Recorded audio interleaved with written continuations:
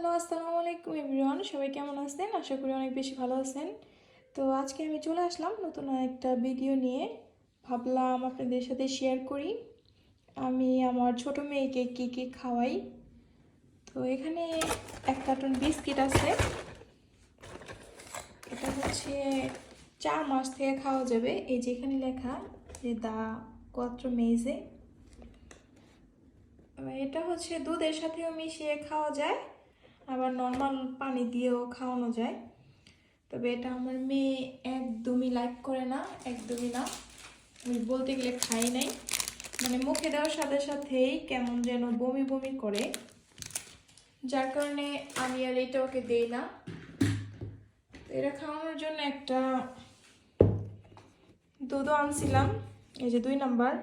ওর যেহেতু এখন 8 মাস চলতেছে, কিন্তু উনি এইটাও পছন্দ করে না, মানে পুরো দুধটাই নতুন রয়েছে।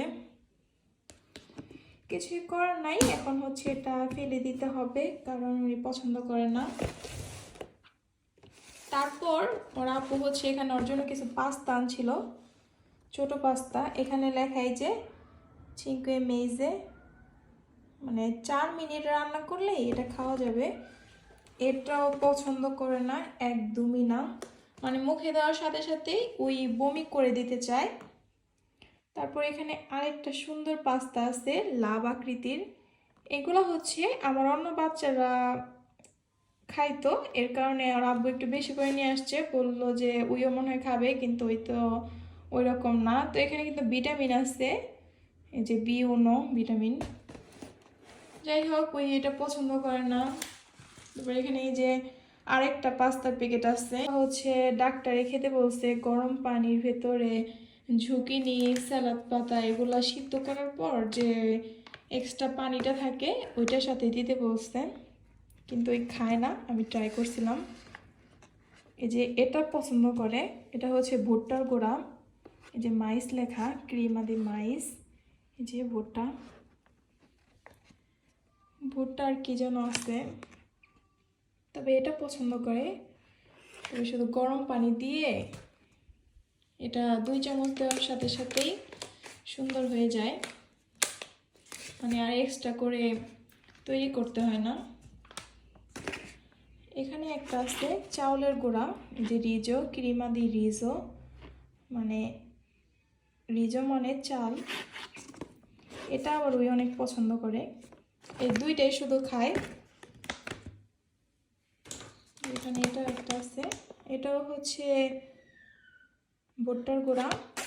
তোর পাপা এবার একটা নতুন জিনিস নিয়ে আসছে, সেটা হইতেছে এই যে সেমোলিনো। সেমোলিনো হচ্ছে গমের গুঁড়া।